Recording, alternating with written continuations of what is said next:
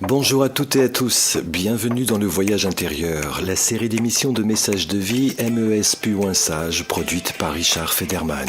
La véritable sagesse n'est pas une assurance tout risque.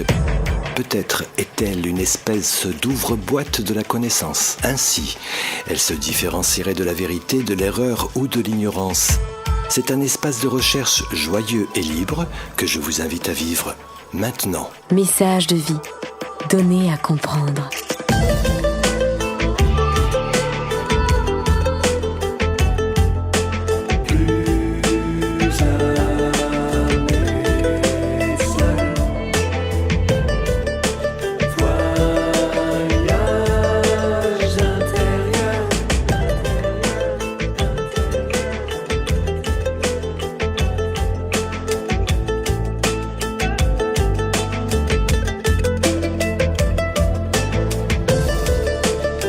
Message de vie, une émission produite par Richard Federman.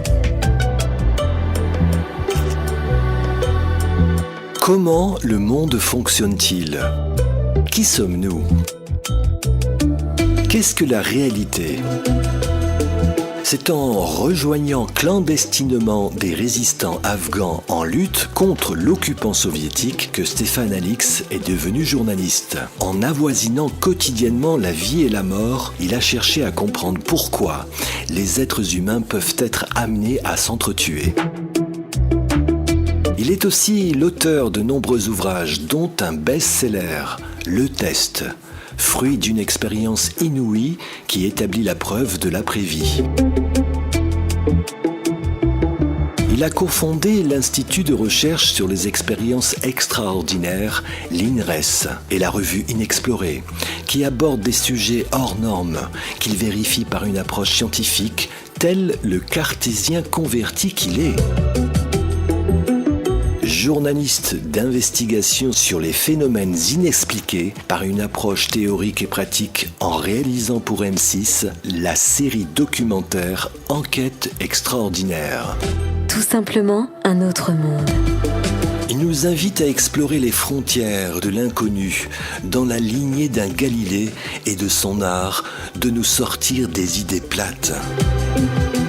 Tentons avec humilité, dans le voyage intérieur, la série d'émissions de messages de vie MES plus sage, de vous offrir à nouveau des rencontres inoubliables.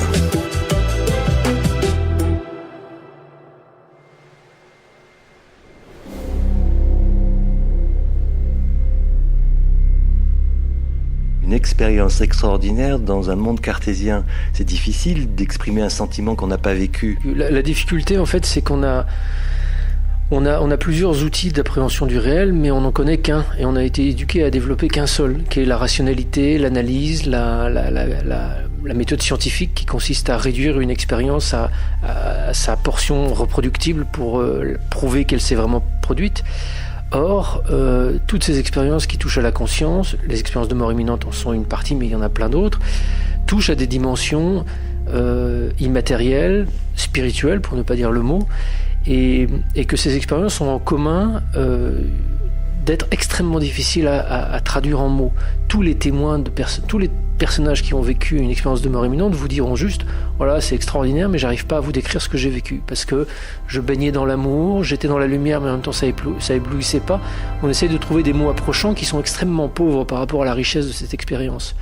Donc moi, dans mon cheminement et dans mon travail d'enquête et de journaliste sur ces sujets-là, j'ai à la fois ce chemin très rationnel où j'essaye de comprendre si les expériences de mort imminente sont justes, uniquement une sorte d'épiphénomène du cerveau, une création, une hallucination, ou s'il y a autre chose. Donc cette recherche rationnelle permet d'aller quand même assez loin et de démontrer, et aujourd'hui beaucoup de médecins s'accordent sur ce point, que les expériences de mort imminente ne sont pas réductibles à un accident cérébral et qu'elles sont bien autre chose, qu'elles sont peut-être une expérience spirituelle d'une grande intensité qui n'est pas provoquée par le cerveau, voilà, on ouvre un champ extraordinaire.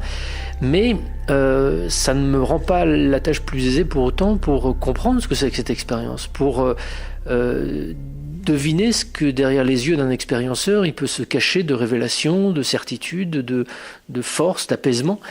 Et dans mon parcours, il y a à peu près une dizaine d'années, je suis parti en Amazonie, j'ai découvert le chamanisme amazonien qui m'a permis, avec plus de facilité, de me connecter à cette autre dimension que je n'avais pas forcément développée et que je n'avais pas été formé pour développer, qui est la dimension plus intuitive, personnelle, en vivant soi-même des expériences. Et depuis 10 ans, j'essaye, dans mon travail, d'utiliser, avec un dosage cohérent, à la fois l'outil rationnel et à la fois l'outil intuitif dans ma relation à ces questions qui portent sur la conscience. Donc c'est dur à traduire parce que j'ai pas plus les mots, même si je sais écrire et les mots sont mon métier, ça me donne pas pour autant plus de facilité à exprimer des expériences transcendantes, celles que j'ai pu vivre ou celles que j'essaie d'approcher. C'est réconfortant de rencontrer des scientifiques et des médecins qui puissent valider des expériences extraordinaires ou paranormales. Mais vous, hormis ces professionnels, dans votre entourage, qui vous êtes, enfin, comment on prend au sérieux ou pas ce que vous racontez ou ce que vous vivez? Parce que moi je reste journaliste en fait, je suis journaliste et j'ai cette approche-là depuis 30 ans presque maintenant, mais au-delà d'être journaliste, vous le savez, aujourd'hui c'est pas juste un métier, on pose le manteau en arrivant le soir chez soi et on passe à autre chose. Non, moi je suis journaliste 24 heures sur 24, c'est un mode de relation au monde, un mode de questionnement. Aussi bien, j'ai pas de vie privée et de vie professionnelle, toute ma vie elle est journaliste. Donc quand je m'intéresse à une question et quand je suis catapulté à m'intéresser à des questions sur la mort par exemple, c'est parce que mon frère est mort et parce que j'ai envie de trouver des réponses à cette question-là. Donc c'est à la fois un sujet extrêmement intime et à la fois un sujet extérieur que j'aborde. Donc moi je n'ai jamais abandonné mon doute, mon questionnement rationnel. Je suis pas scientifique mais je suis journaliste, donc je sais poser une question. Quand quelqu'un me dit quelque chose d'extraordinaire, je le mets pas nécessairement en doute. Être rationnel, c'est pas mettre en doute ce qu'on vous dit. Être rationnel, c'est mettre en perspective ce qu'on vous dit.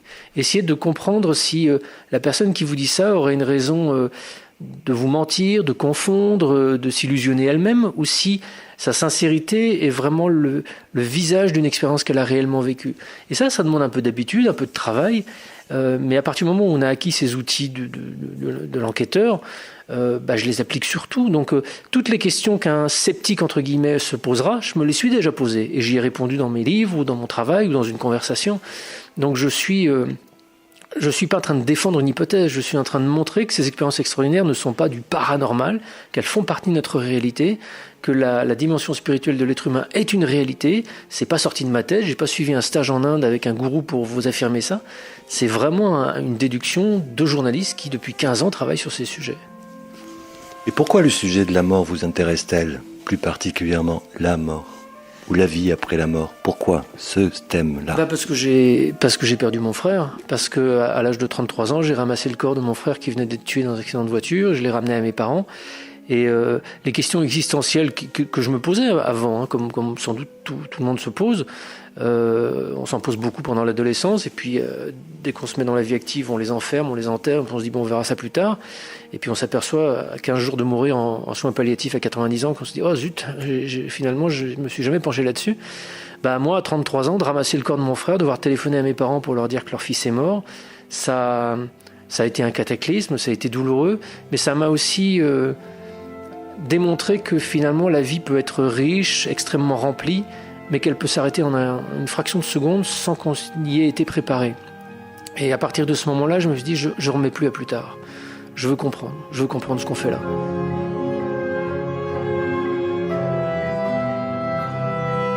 Un voyage extraordinaire avec Stéphane Alix. S'il y a une réponse accessible, qui soit pas une réponse religieuse, parce que je veux pas une réponse de foi, c'est pas un prêtre que j'ai envie d'aller voir, ni un imam, ni un rabbin, ni un lama tibétain.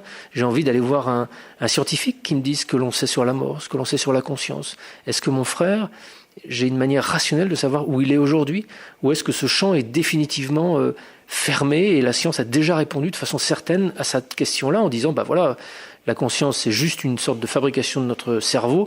Quand le cerveau meurt, il n'y a plus de conscience, il n'y a plus rien. Donc je voulais savoir si cette réponse-là, elle était vraiment basée sur une démonstration scientifique. Et aux surprises, non. On vit dans une espèce de consensus, toutes et tous, un consensus matérialiste qui dit que rien n'existe d'autre que la matière, que notre cerveau, c'est ce qui fabrique notre pensée, notre capacité à voir, à se souvenir. Tout ça est une certitude partagée par tout le monde. Quand vous demandez à 3 chercheurs, à quelques médecins, si c'est vraiment une certitude scientifique, vous découvrez que ce n'en est pas une, c'est une hypothèse. C'est une hypothèse qui est devenue une espèce d'icône de granit. Et moi, en tant que journaliste, ce qui a été formidablement excitant, c'est pas d'avoir des grandes révélations transcendantes. Ce qui a été formidablement excitant, c'est de découvrir que on ne se posait pas certaines questions pour des mauvaises raisons. Et y a-t-il une vie après la mort ? C'est une question qui peut se poser. On n'a aucune preuve absolument définitive et indiscutable qu'il y a une vie après la mort, mais on n'en a aucune qu'il n'y en a pas non plus. Donc pourquoi est-ce qu'on ne pose pas ces questions ? Pourquoi est-ce qu'on n'enquête pas ? Et voilà, je me suis engagé dans cette voie il y a une dizaine d'années, enfin un peu plus de 10 ans, et je continue de travailler là-dessus. Donc c'est pas forcément des expériences extraordinaires que vous recherchez à faire, c'est plutôt des expériences existentielles. Oui, au début, c'est vraiment un questionnement existentiel qui m'engage dans cette voie-là.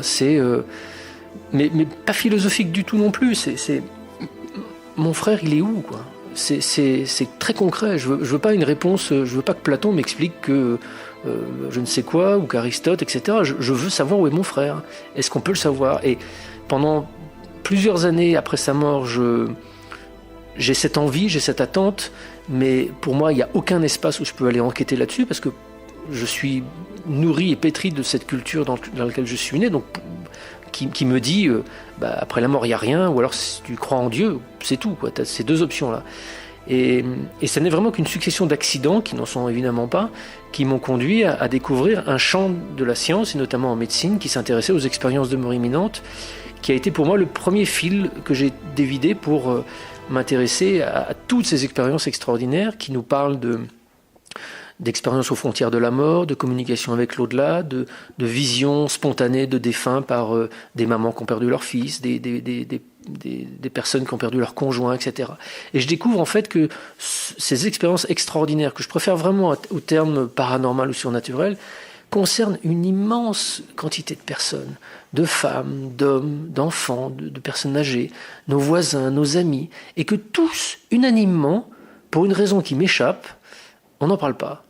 Et on garde ça pour notre intimité. Et même au sein de couples, une femme va pouvoir vivre une expérience très forte, son mari non, et ne pas oser en parler l'un l'autre. C'est aberrant. Et pourtant, on vit dans cette société-là. Et le travail que je me suis senti de devoir faire il y a 15 ans, quand j'ai commencé à m'intéresser à ces sujets-là, c'était pas tellement d'apporter des preuves supplémentaires, parce que des éléments de preuve, il y en a. Il y a des recherches scientifiques qui ont été faites sur plein de types d'expériences autour de ces sujets-là. Moi, je me suis dit, le principal problème, le principal obstacle, c'est la peur. Un espèce de consensus général qui nous fait, par peur, ne pas oser nous ouvrir à ces phénomènes-là. Donc, en tant que journaliste, j'ai travaillé sur cette peur. Comment on peut la désamorcer ? Et une des réponses qui m'a été apportée, elle m'a été inspirée par un psychiatre américain qui s'appelait John Mack, qui a été pour moi une rencontre décisive dans ma vie. En tant que psychiatre, il s'intéressait à un type d'expérience extrêmement extraordinaire. Et plutôt que de dire c'est vrai, c'est pas vrai, en tant que psychiatre, il s'est dit je n'ai pas l'outil scientifique pour définir la réalité certaine des expériences que me rapportent mes patients, mais j'ai pas non plus les outils pour dire que tout ça n'est complètement imaginaire. Et je suis en fait dans une sorte d'entre-deux. J'ai en face de moi des gens dont je sais qu'ils sont sincères.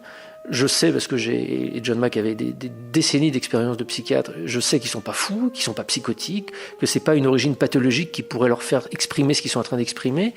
Ils sont pas en train de rêver, etc. Et il concluait en disant, ces gens-là me parlent d'une expérience comme des gens me parlent d'une expérience qui a été réellement vécue. Donc, plutôt que de trancher en disant, voilà, c'est la preuve qu'ils ont raison, c'est la preuve que ce qu'ils rapportent est réel, restons dans cet entre-deux. Restons dans cet espace flou où on n'est pas forcément obligé de conclure, mais au moins cet espace-là nous permet d'écouter.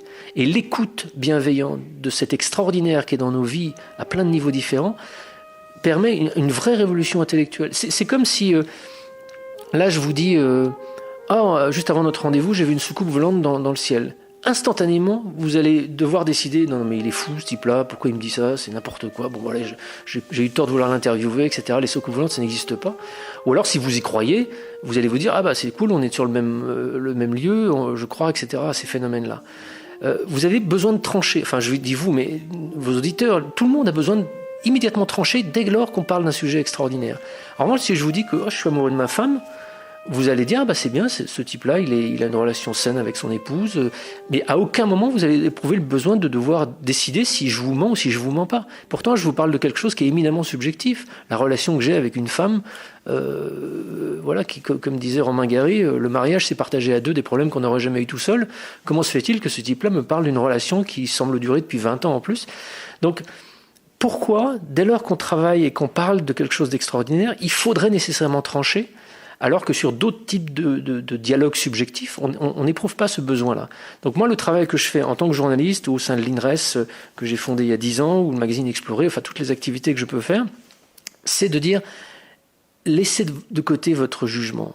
Déjà, ça n'a peut-être pas tant d'importance que ça, vous n'êtes pas en danger, il n'y a pas besoin d'avoir peur, écoutez ce qu'on vous dit.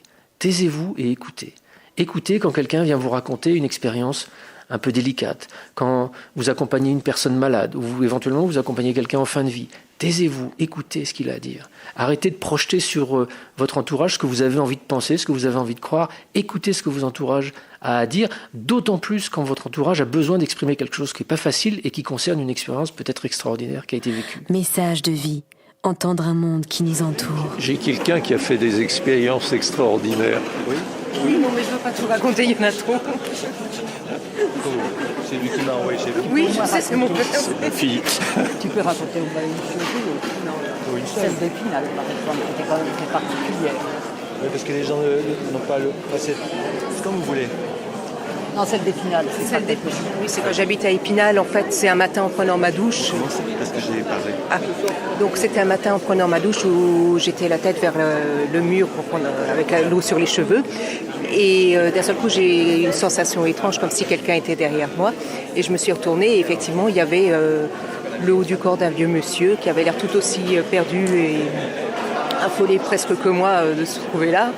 Mais on ne voyait pas le bas. On voyait que le buste. Voilà. Bon, ça s'est réglé. Je suis sortie de la baignoire. Là. J'ai eu la peur de ma vie, puis voilà. Il n'est jamais revenu. Mais tu sentais comme sa présence, tu disais, dans le couloir, oui.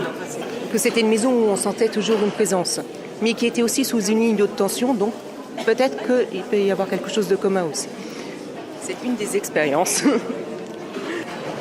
Alors je voulais tout d'abord vous remercier pour A2E, puisque ça date. Oui, ça date. Voilà. Et surtout pour l'INRES. Et toutes les réponses que ça a pu apporter aux personnes qui ont vécu effectivement des expériences. Voilà, merci et bonne continuation à vous. C'est très gentil. Merci Au revoir, bonne soirée. Merci. Au revoir. Tu as vécu une expérience extraordinaire ? Quelque peu, ouais. Oui, mais j'ai pas envie d'en parler. Vous écoutez Le Voyage intérieur, la série d'émissions de messages de vie MES plus loin sage, aujourd'hui en présence de Stéphane Alix. C'est évident que ma vie personnelle et professionnelle a été complètement chamboulée, réorientée par la mort de mon frère. Donc je me suis engagé depuis sa mort dans une autre voie. Je faisais du reportage de guerre, du journalisme d'investigation auparavant. Et là, maintenant, je me suis complètement jeté corps et âme dans cette nouvelle frontière qui est la conscience humaine, l'exploration intérieure. Donc évidemment, sa mort a changé complètement ma vie. Est-ce que j'ai communiqué avec lui après sa mort ? Par l'intermédiaire de médiums, oui. J'ai eu l'occasion d'avoir un nombre incroyable de preuves qu'il était encore là, quelque part. Mais il y a quelque chose peut-être de plus important qui, pour moi, compte, c'est que l'assurance que j'ai construite année après année, que cette dimension spirituelle est une réalité, que la vie se poursuit après notre mort, m'a permis d'acquérir plus de confiance dans des ressentis très subtils qu'il m'arrivait d'avoir, une sensation de présence, un rêve un peu particulier, qui fait qu'aujourd'hui, je suis capable d'accepter avec, je pense, un certain discernement, qu'il puisse parfois se manifester auprès de moi. C'est arrivé il y a quelques mois encore, où j'étais chez moi dans un moment de tranquillité et j'ai repensé subitement, pourquoi, je ne sais pas, à ce jour d'avril 2001 où j'ai dû appeler mes parents pour leur dire que leur fils était mort. Ça a fait remonter une tristesse colossale en moi, pourtant voilà, ça fait 16 ans. Et au même moment que j'étais submergé par cette vague de tristesse, j'ai ressenti, mais instantanément, une présence de mon frère. Je savais que c'était lui, comme ça. Et il est venu me faire un énorme câlin. Et c'est comme si c'était un nuage de douceur qui m'est descendu dessus. Alors vous allez me dire, c'est dans ma tête. Oui, c'est complètement dans ma tête, c'est complètement subjectif, c'est absolument improuvable. Mais je suis arrivé aujourd'hui à un état de confiance suffisant et un état de connaissance de mes mécanismes mentaux, de mon imaginaire, pour savoir que là, j'étais en train de vivre quelque chose de très particulier, qui était simplement la présence de l'amour entre deux frères, qui, loin d'avoir disparu par la mort de l'un d'eux, à cause de la mort de l'un d'eux, continue à être là, continue à exister. Et ça, je l'observe en moi, mais je l'observe chez des centaines de personnes qui m'écrivent, qui me partagent des expériences similaires. Je crois que on a des preuves quotidiennes que ces liens d'amour, parce que c'est de l'amour entre un frère et un autre frère, entre des parents et un enfant, ces liens d'amour, ils ne disparaissent pas avec la mort. Ils continuent à exister, ils continuent à être là. J'ai l'impression que la relation... La relation qu'on peut avoir avec des personnes de notre entourage, amis, famille, se métamorphose avec la mort. Elle disparaît pas, elle s'efface pas, elle se métamorphose. Donc on peut se retrouver à être le seul individu vivant humain sur cette planète, parce qu'on a perdu tous nos proches, mais tous nos proches, ils sont pas partis nulle part. Ils sont autour de nous, ils continuent à avoir une relation distante, différente, grâce à laquelle ils peuvent nous aider, nous inspirer, nous accompagner. Ça, j'en ai acquis la certitude aujourd'hui, de façon... à la fois, encore une fois, rationnelle, mais aussi très intuitive. Quels sont les cas de figure où les familles ont eu des conflits avec leurs proches et qu'ils sont partis? Ça, c'est courant aussi, des choses qu'on n'a pas pu se dire, d'où l'intérêt d'aller faire des expériences et de vivre ces expériences pour continuer à dialoguer. La corollaire de ce que je viens de dire, c'est que quand il y a effectivement des choses à régler, elles peuvent encore l'être. Vous pouvez parler. Alors vous n'allez pas entendre forcément la réponse. Si par exemple vous avez un passif lourd à régler à votre papa qui est de l'autre côté, parlez-lui tant que vous voulez. Il vous entend. Enfin, je dis ça, j'affirme ça, je suis peut-être un peu péremptoire, mais j'en ai l'absolue conviction. Il vous entend. Vous n'allez pas entendre sa réponse parce que lui, il manque d'énergie, ou il n'est peut-être pas dans un espace où il va être en capacité de le faire, ou vous n'êtes pas capable d'entendre parce que, voilà, peu d'entre nous ont des capacités suffisamment ouvertes de clairvoyance ou de perception extrasensorielle pour capter ces messages. Mais il vous entend. Donc si vous avez besoin d'exprimer une rancœur, d'exprimer de la tristesse, d'exprimer des choses qui sont sur le cœur, vous pouvez le faire à haute voix. Et je pense qu'aujourd'hui, il y a de plus en plus de techniques de psychothérapie qui reconnaissent implicitement cette capacité à exprimer des choses à haute voix et que ces choses-là peuvent avoir un effet bénéfique à la fois sur vous et puis peut-être sur cette dimension de l'au-delà. Je travaille beaucoup avec un psychiatre qui s'appelle Christophe Fauré, qui fait de l'accompagnement de deuil très difficile. Et aujourd'hui, lui, il arrive après des centaines et des centaines de parents ou de personnes qu'il a accompagnés dans des parcours de deuil très très lourds, suite à des suicides ou des meurtres, des choses comme ça. Il est absolument convaincu que le travail thérapeutique qui est fait sur nous dans un cheminement de deuil a un impact aussi sur notre défunt. Une maman qui, par exemple, vient faire un suivi de deuil parce que son fils s'est suicidé, il y a de la culpabilité, il y a de la douleur, il y a tout ce que vous pouvez imaginer là-dessus. Et je pense que l'apaisement que la maman peut toucher un tout petit peu en faisant ce travail d'accompagnement, ce travail de deuil, et ce qu'elle va pouvoir exprimer peut-être, qu'elle a besoin d'exprimer auprès de son fils, va servir à l'apaiser, elle, mais peut-être aussi son fils de l'autre côté, qui lui aussi peut-être s'en veut ou se dit « Ah zut, j'ai quand même finalement fait beaucoup de peine aux gens ». C'est pas une question de jugement. Moi, j'ai vraiment le sentiment que entre le monde des morts et le monde des vivants, il y a pas une grande métamorphose qui s'opère. Il y a juste une sorte de rupture qui empêche un dialogue tel qu'il se faisait auparavant. Mais les gens continuent à évoluer de l'autre côté, on continue à avoir les défauts qu'on avait, les qualités qu'on a, on continue à peut-être réaliser un certain nombre de choses qu'on n'a pas eu le temps de réaliser du temps de notre présence sur cette planète. Et on est capable d'entendre. Et justement, ce lien d'amour, il crée c'est pas un truc New Age que je dis, c'est vraiment pour moi une sorte de canal effectif de transmission. C'est comme un câble. Plus l'amour est important, plus le câble est gros et laisse passer la fibre optique. Et par ce câble, on peut exprimer tout ce dont on a besoin d'exprimer, et ça arrive directement en temps réel à la personne. Et vous voyez, je suis allongé sur mon canapé en train de méditer il y a quelques mois, 16 ans après la mort de mon frère, je suis tout d'un coup saisi de cette peine en repensant à ce coup de téléphone à mes parents, et instantanément il est là. instantanément il est là. Alors que je pensais pas à lui depuis des années. Enfin si, je pensais à lui, mais j'avais vécu aucune expérience de sensation comme ça. Et là, il est là. Donc, enfin voilà. Vous avez vécu une expérience extraordinaire ? Oui, une OBE. C'est une expérience non pas de mort imminente, mais une expérience de sortie de corps à 11 ans. Donc ça s'est passé à l'âge de 11 ans, dimanche matin. Je me réveillais et le radio-réveil s'était allumé sur des notes de musique classique. Et pendant toute la durée de la musique classique, je suis sorti de mon corps et d'un seul coup, mon corps a pris tout un espace qui allait au-delà de ma pièce. Je me suis senti comme sur un nuage floconneux. C'est comme ça que je peux le traduire. Sur un nuage de flocons. C'était doux, c'était agréable et j'étais dans une paix immense. Et j'ai réintégré ça.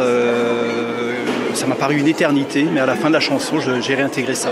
Et c'est ce qui m'a permis aussi de comprendre que j'étais autre chose que de la matière à la base. Et à l'âge de 11 ans, j'ai fait plein de recherches. Et c'est ce qui m'a permis après de lire Kardec, tout le reste, et de comprendre ce qui m'était arrivé. Voilà. Alors moi, j'ai beaucoup aimé la prudence avec laquelle il a parlé de ce qu'il a vécu. Et puis également cette envie de creuser, d'interroger, voilà. Merci. Oui, qu'est-ce que tu fais là ? Tu as tout enregistré ? Tu as vécu une expérience extraordinaire ? Est-ce que tu as vécu une expérience extraordinaire, toi, personnellement ? Non. J'ai vécu des tas d'expériences, mais pas aussi extraordinaires que ça.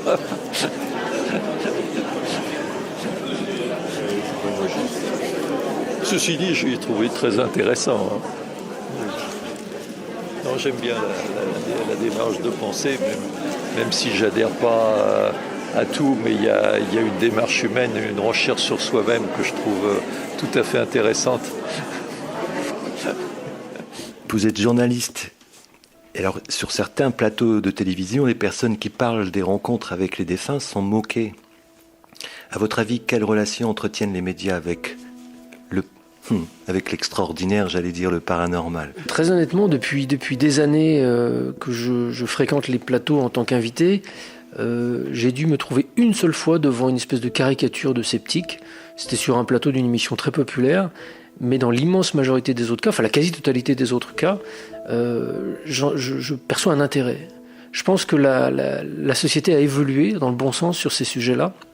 Il y a toujours évidemment des zones de réticence, il y a toujours des zones de frein, mais globalement, à partir du moment où on travaille sur ces sujets de façon un peu plus subtile et intelligente que vouloir pertinemment convaincre notre interlocuteur qu'on a raison et que c'est comme ça, il y a un vrai espace de dialogue qui s'instaure. Et encore une fois, cet extraordinaire, il est dans notre vie au quotidien. Plein de gens en sont témoins, que ce soit des ovnis ou des communications après les défunts. Vous en parlez, tout le monde a une histoire autour de ça. Donc il y a un moment où cette espèce de prégnance de ces expériences extraordinaires dans la société finit par atteindre un tel seuil que ceux qui donnent à penser à la société et les médias sont obligés de rattraper un petit peu ce niveau de présence dans la société. Donc soit ils continuent à être dans le refus, dans la moquerie, et puis ils vont plus faire d'audience, soit ils essaient de s'ouvrir avec un peu plus d'intelligence, de subtilité, en s'intéressant à ces sujets-là de façon moins caricaturale qu'ils le faisaient auparavant, et là, ils vont rencontrer une adhésion du public et faire de l'audience. Donc c'est aussi un intérêt. Quand j'ai fait cette série de documentaires pour M6, c'était pas parce que tout d'un coup le patron d'M6 s'était mis à avoir une vraie dimension spirituelle, c'est parce qu'ils disent on va faire de l'audience en travaillant intelligemment sur ces sujets-là. Et il avait raison. Et on a fait des très très beaux scores en faisant des émissions où il n'y avait pas, à la fin du documentaire, le sceptique de service qui vous dit tout ce qu'on vient de vous raconter, tout ça en fait ça n'existe pas, ce sont des fadaises. J'ai fait des documentaires qui sont passés certains en prime, avec une vraie ouverture sur la réalité de ces phénomènes, qu'il s'agissait des guérisseurs, de la vie après la mort, des médiums, etc. Et donc voilà, j'ai vraiment le sentiment qu'à partir du moment où on travaille sérieusement, où on prend en compte les légitimes doutes d'une majorité des gens, on est respectueux de notre public et il n'y a plus aucun problème. Message de vie, donné à comprendre.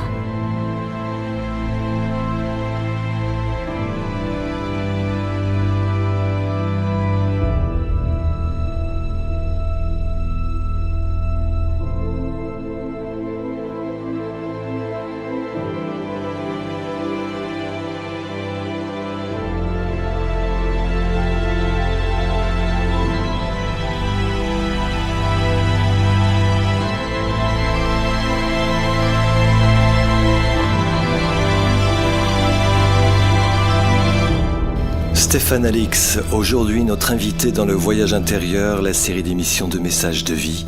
Il nous invite à explorer les frontières de l'inconnu, dans la lignée d'un Galilée et de son art de nous sortir des idées plates. Moi, c'est simplement dans ce qui se passe tous les jours. C'est des signes de mon frère qui va être compliqué de prouver parce que moi, je connais mon frère, mais c'est des petits signes qui vont me passer, c'est des petits sur une plaque d'immatriculation, c'est ses initiales qui vont apparaître, c'est un signe que je vais lui demander, c'est une aide qu'il va m'apporter, c'est des signes de sa présence qui vont me réconforter et qui ne me parlent que parce que j'ai l'expérience d'avoir vécu toute mon enfance avec lui, qui peuvent paraître futiles à d'autres, mais pour qui, moi, de manière irréfutable et sans partir dans du délire ou de l'espoir, ça montre que c'est une vérité et qui aide. Voilà. Excusez-moi, j'ai fait l'interview de Stéphane cet après-midi pour la radio. J'avais une question à poser pour compléter mon reportage. Oui. Est-ce que vous avez vécu une expérience extraordinaire, vous, personnellement ? Brève. J'ai été opérée il y a 3 ans d'une tumeur au cerveau. J'ai fait une hémorragie sur la table d'opération. J'étais aux portes de quelque chose. Il n'y a pas eu de lumière, il n'y a pas eu de tunnel, il n'y a pas eu de défunt. Mais je sais, en me réveillant en réanimation, qu'il s'était passé quelque chose de particulier et que je n'étais pas censée être là, mais que j'ai eu le choix, soit de partir, je ne sais pas où, soit de revenir. Et je suis revenue, parce que je pense que j'ai encore des choses à faire et que c'était de loin pas l'instant. Donc je n'ai pu regarder les choses de la même façon. J'ai fait connaissance avec le monde invisible. Je suis respectueuse de la vie, je suis respectueuse de ce qui se passe juste à côté de nous. Et je suis en alerte et attentive maintenant.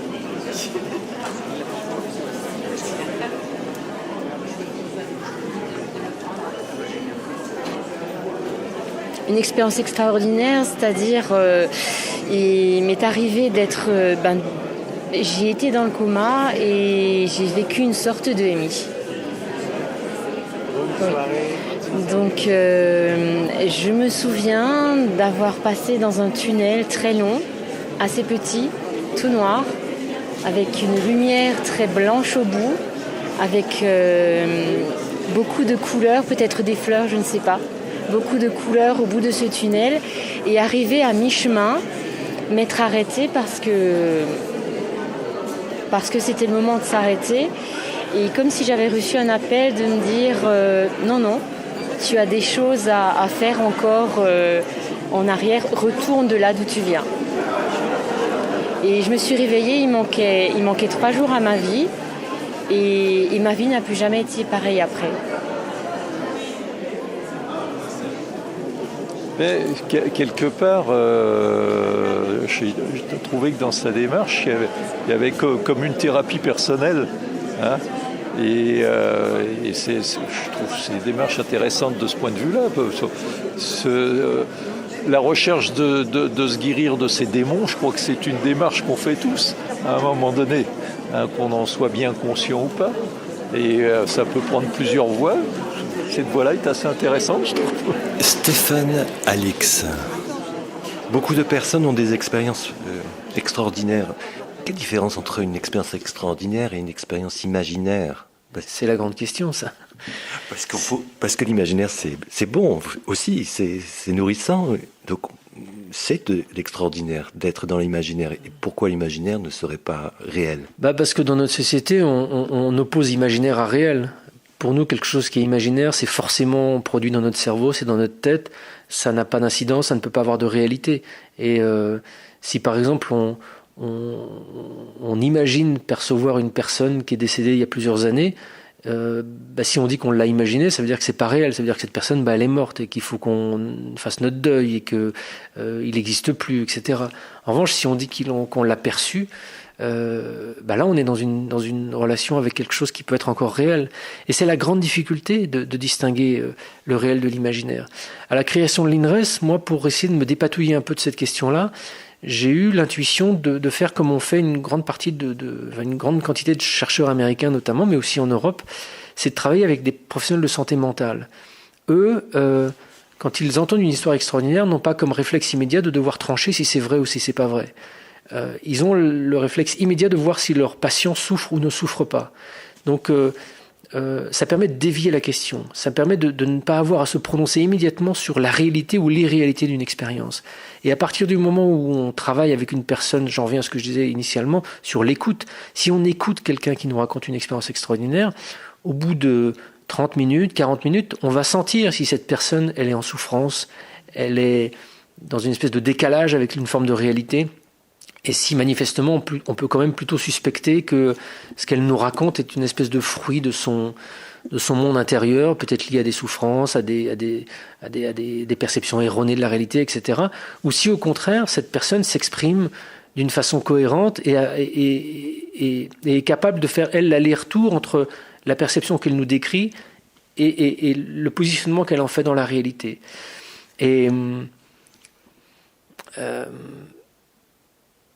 Et ainsi, je pense qu'on acquiert une forme, enfin en tout cas pour moi en tant que journaliste, on acquiert une sorte d'expérience, mais les psychiatres acquièrent la même type d'expérience, qui permet de dissocier dans un récit ce qui ressemblerait à quelque chose de l'ordre du pathologique, qui pourrait s'expliquer donc par un mode créatif purement imaginaire, de quelque chose qui pourrait être plutôt réel. Et là, lié à peut-être des phénomènes dont on ignore encore la nature et la réalité entière, mais qui sont quand même réels. Il faut prendre un tout petit peu de recul et sortir du discours lui-même. C'est-à-dire, si une personne vient vous dire « Mon fils est mort il y a 2 jours, je l'ai vu hier soir dans ma chambre, il m'est apparu ». Et si on reste uniquement sur le descriptif littéral de cette expérience, on ne peut pas se prononcer. On ne sait pas si cette personne l'invente ou souffre ou je ne sais quoi. Si on prend un peu de recul en disant « Bon, laissons de côté… » la question de savoir si c'est vrai ou pas vrai, si c'est possible ou pas que le fils mort se soit manifesté. Laissons s'exprimer cette maman. Qu'est-ce qu'elle nous parle ? Qu'est-ce qu'elle nous explique de cette expérience ? Comment elle décrit cette expérience ? Est-ce que ça lui a fait peur ? Est-ce que ça lui a pas fait peur ? Et une fois qu'on a parlé une demi-heure, 3/4 d'heure, on a pu éventuellement être amené à se dire cette personne, elle est quand même, c'est étrange parce que elle a une vie qui a l'air d'être complètement équilibrée, ordonnée, ça a l'air d'être une mère de famille qui a l'air tout à fait les pieds sur terre. Il y a juste cet épisode absolument dramatique, traumatisant de la perte d'un fils il y a quelques jours, mais en dehors de ça, elle a un fonctionnement psychique qui a l'air complètement cohérent. Donc, dans quoi s'inscrit cette expérience-là ?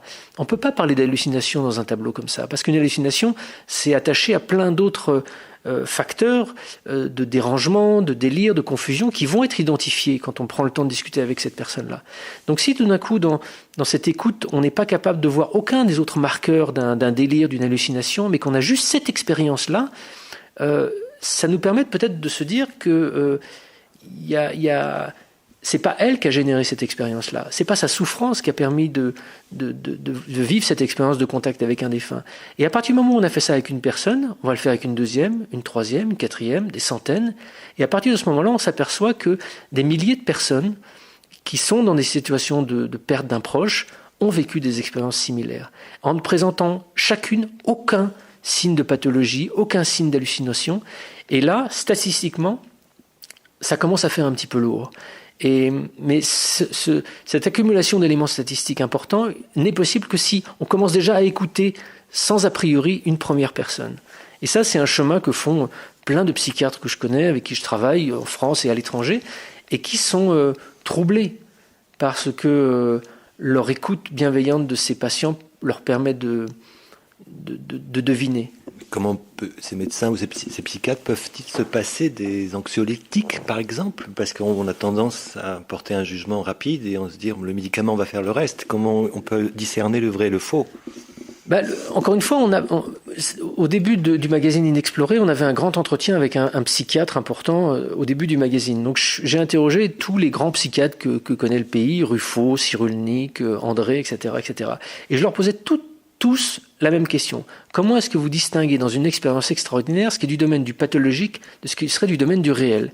Et tous unanimement me disaient votre question, c'est pas la question que je me pose, moi je m'intéresse à la souffrance. Est-ce que la personne que j'ai en face de moi souffre ou elle ne souffre pas? Si elle souffre, je réponds à cette souffrance, éventuellement avec la médication, mais si elle ne souffre pas, je l'écoute. Et je m'intéresse à son expérience à un autre niveau. Comment est-ce que, s'il s'agit encore une fois d'un deuil, comment est-ce que cette expérience qu'elle a vécue peut apporter de l'aide dans le cheminement de deuil qu'elle vit. Et à aucun moment, je vais lui dire que cette expérience, c'est de son imaginaire, que ça n'existe pas, parce que ça ne sert à rien. Ça ne sert à rien du tout. Ça sert éventuellement à quelque chose si la personne est en immense souffrance. Si cette expérience génère des peurs, des craintes, il faut effectivement la rassurer, la ramener dans la réalité.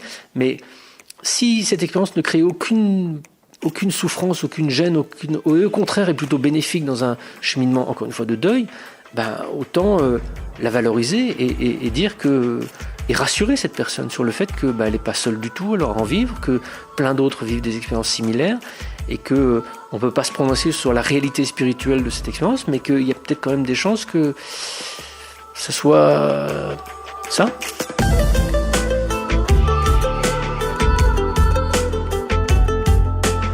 Message de vie, donné à comprendre.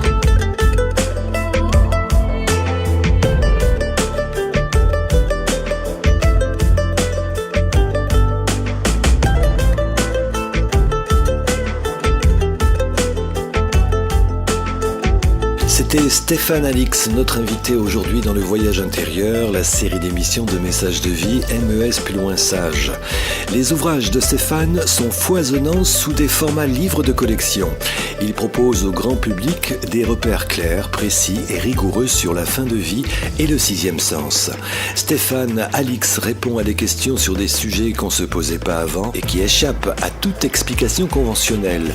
Il y répond d'une manière sérieuse plutôt que sensationnelle. Le test, par exemple, une expérience inouïe, la preuve de l'après-vie, aux éditions Albin Michel, et Lorsque j'étais quelqu'un d'autre, aux éditions Mama. Pour ma part, je vous retrouve la prochaine fois. Si vous voulez réécouter cette émission, n'hésitez pas à aller sur notre site richardfederman.com. À bientôt, bye.